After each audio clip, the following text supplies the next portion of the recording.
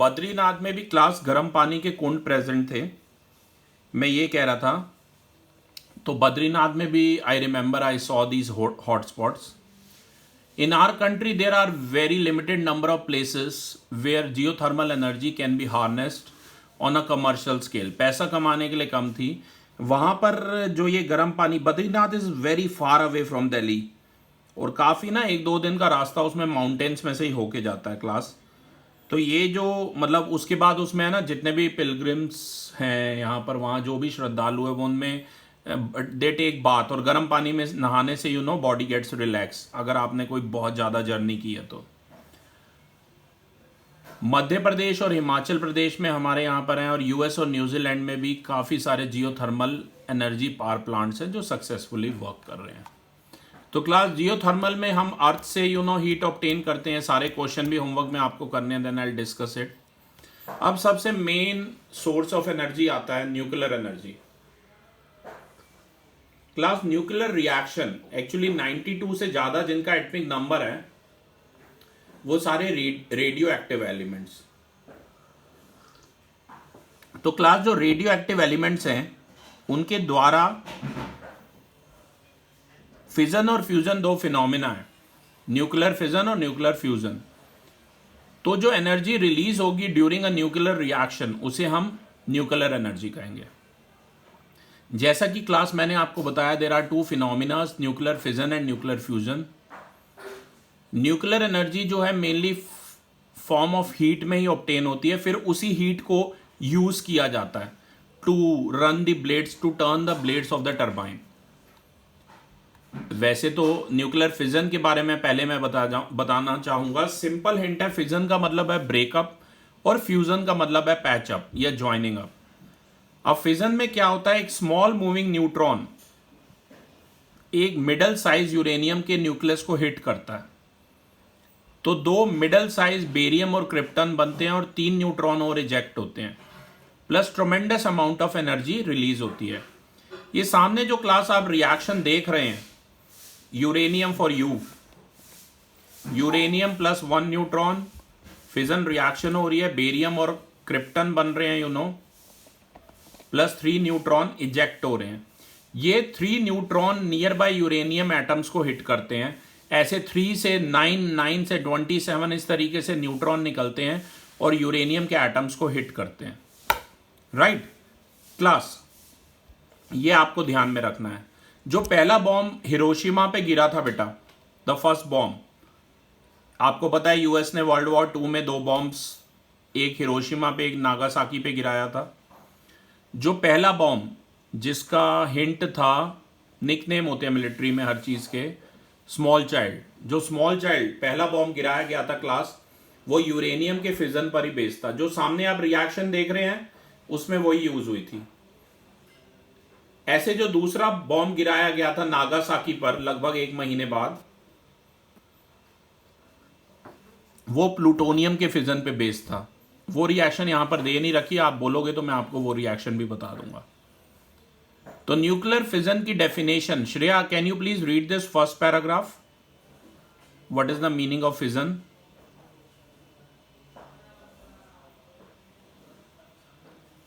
Anybody there और not? Alankrit, Yes, sir.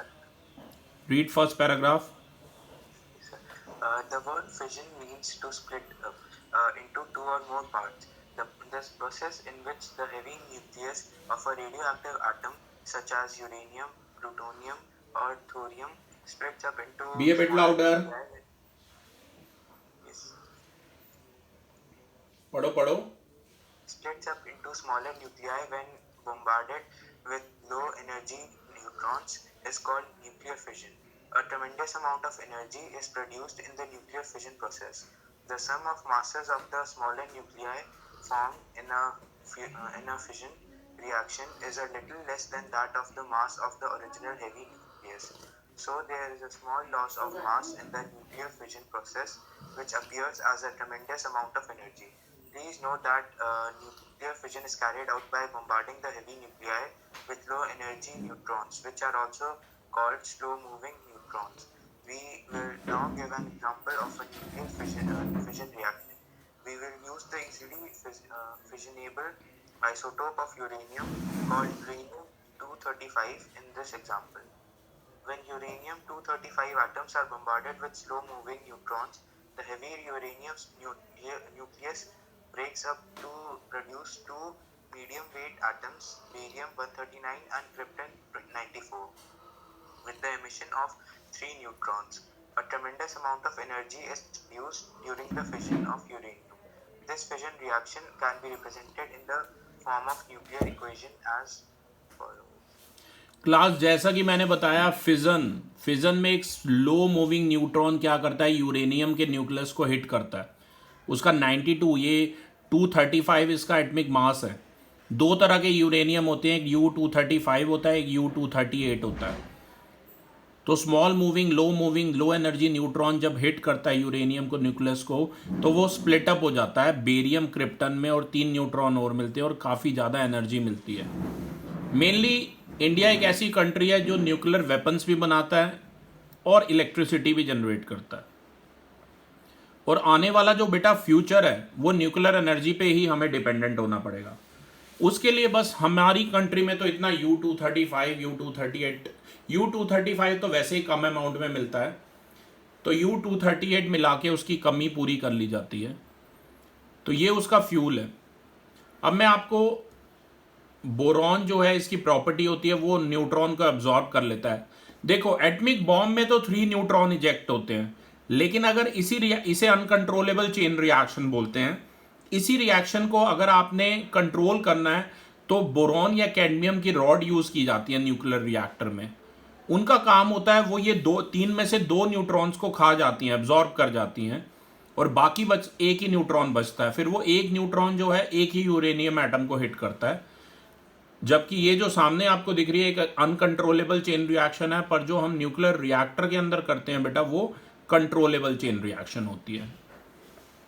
जैसा कि आप नेक्स्ट फिगर में देख सकते हैं कि यूरेनियम के पीसेस, यूरेनियम को होल्ड किया हुआ है। आप नेकेड हैंड से नहीं पकड़ सकते, क्योंकि ये रेडियो एक्टिव एलिमेंट है। ऐसी डिसीज हो सकती हैं, स्किन कैंसर वगैरह, या ऐसी डिसीज हो सकती हैं जिसका कोई इलाज ही ना हो, राइट।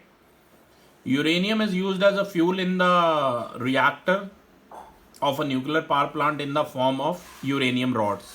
ये यूरेनियम रॉड्स आप साथ में देख सकते हैं सेकेंड वाले फिगर में जो मेरे राइट हैंड पर है। क्लास अब सबसे मेन ये है, ध्यान से देखिए, मैं इसकी पूरी वर्किंग आपको एक्सप्लेन करूंगा। जैसा कि मैंने बताया, इंडिया ऐसी कंट्री है जो न्यूक्लियर वेपन्स भी बनाता है और साथ साथ इलेक्ट्रिसिटी भी जनरेट करता है। अब ये इसका और थर्मल इलेक्ट्रिसिटी का फंडा सेम है, बस यहां पे नॉर्मल वाटर H2O की जगह D2O यूज किया जाता है। D for deuterium. आपको पता है हाइड्रोजन के 3 आइसोटोप्स हैं, protium, deuterium, tritium. 1H1 is protium, जो नॉर्मल पानी हम पीते हैं, पर यहां पर D2O यूज किया जाता है H2O की जगह। इधर फर्नेस में यहां पर यूरेनियम आप देख सकते हैं, ये न्यूक्लियर रिएक्टर है। यहां पर ग्रेफाइट कोर है जो मॉडरेटर का काम करता है। ये यूरेनियम रॉड्स हैं, ये बोरॉन रॉड्स हैं। बोरॉन या कैडमियम रॉड्स क्या करेंगी, जो उस रिएक्शन से 3 न्यूट्रॉन थे उनमें से 2 न्यूट्रॉन को एब्जॉर्ब कर लेंगी और एक ही न्यूट्रॉन फर्दर एमिट होगा ताकि रिएक्शन बैलेंस रहे। फिर यहां जो ट्रेमेंडस अमाउंट ऑफ हीट जनरेट हो रही है क्लास, उस ट्रेमेंडस अमाउंट ऑफ हीट से हम इस चैम्बर में क्या करेंगे, बॉयलर में पानी, पर पानी यहां पर D2O यूज हो रहा है, रिपीट, उसको गर्म करेंगे, वो स्टीम में कन्वर्ट हो जाएगा। फिर बाकी फंक्शन थर्मल पावर प्लांट जैसा ही है। ये जो स्टीम होगी ये ब्लेड्स ऑफ टरबाइन को रोटेट करेगी, उसके साथ एक शाफ्ट अटैच है जो उसको मैकेनिकल एनर्जी में कन्वर्ट करेगी। फिर जनरेटर क्या करेगा, मैकेनिकल को इलेक्ट्रिकल एनर्जी में कन्वर्ट करेगा।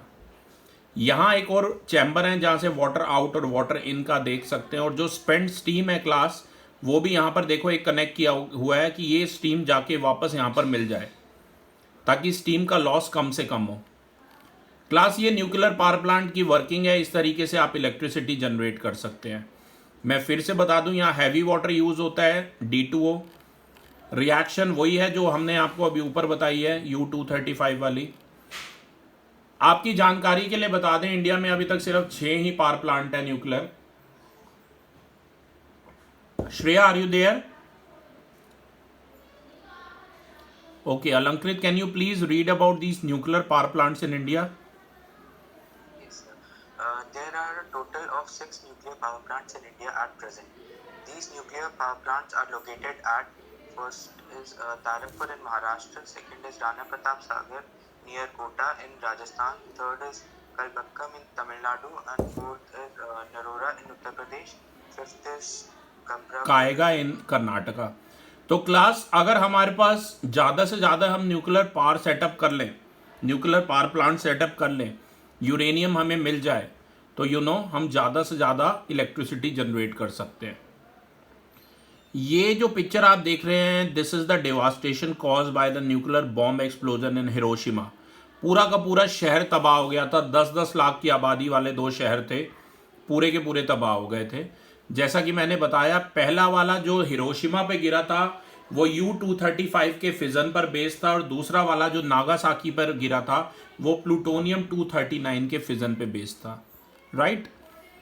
इसी वजह से जापान ने सरेंडर कर दिया था सेकेंड वर्ल्ड वॉर में।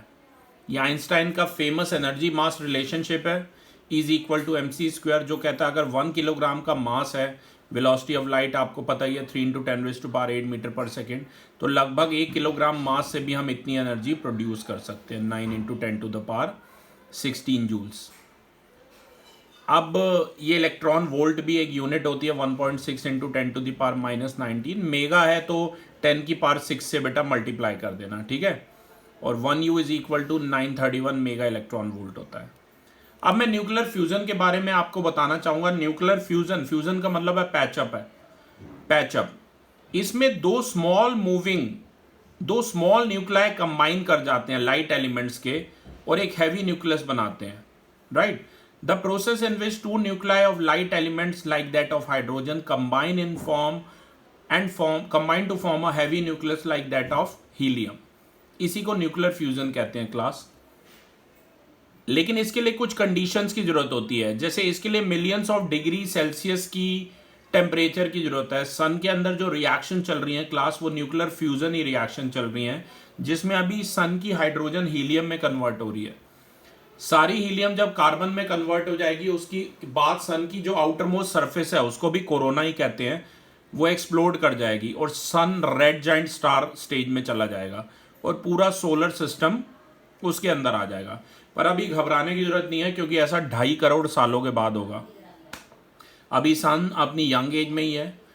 सन की एस्टिमेटेड एज जो है 5 करोड़ ईयर्स नापी गई है, अभी 2.5 करोड़ साल ही पुराना है।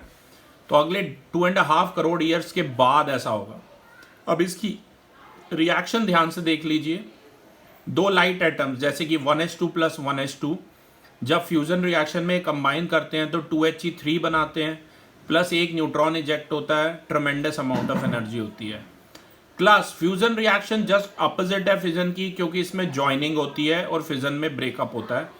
पर अगर आप फ्यूजन रिएक्शन स्टार्ट कराना चाहते हैं क्लास कहीं पर, तो पहले आपको एक न्यूक्लियर बॉम्ब वहां पे फेंकना पड़ेगा, क्योंकि जब न्यूक्लियर बॉम्ब हम किसी जगह पे फेंकेंगे तभी वहां का temperature millions of degree Celsius होगा, और इस टेम्परेचर, इस फ्यूजन रिएक्शन की मेन जो बात है कि इसमें जो टेम्परेचर है वो मिलियंस ऑफ डिग्री सेल्सियस होना चाहिए, तभी फ्यूजन प्रोसेस शुरू होता है।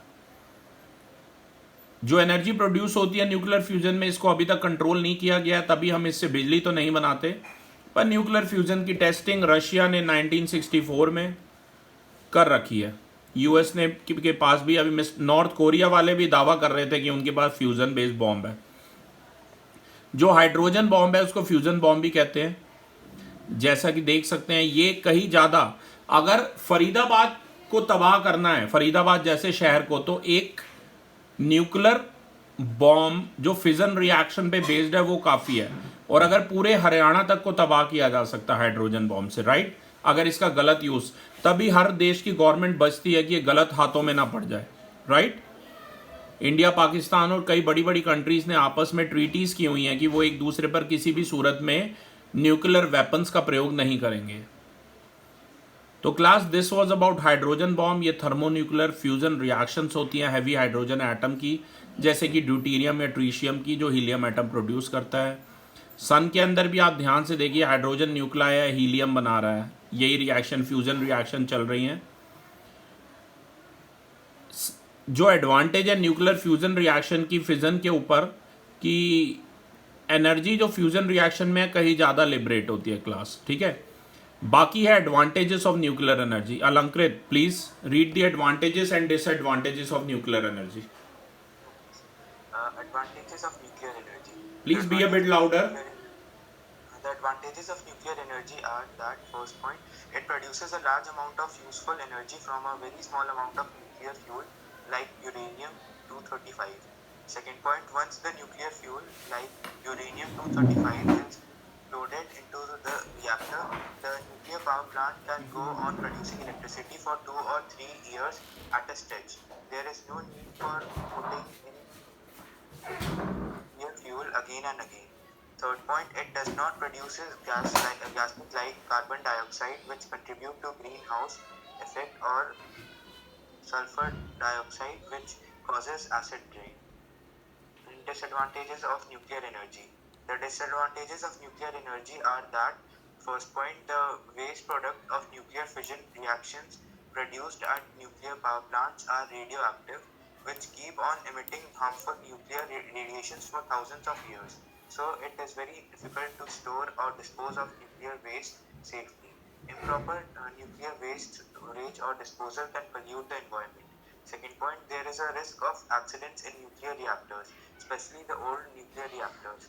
Such accidents lead to the leakage of radioactive material, which can cause serious damage to the plants, animals, including human beings, and the environment. The third point, the high cost of installation of nuclear power plants and the limited availability of uranium fuel make the large-scale use of nuclear energy prohibitive. Okay बेटा, this was all about nuclear energy. तो आज हमने पढ़ा mainly geothermal energy, nuclear energy. तो class ये सब आप अच्छे से पढ़ सकते हैं। Thank you.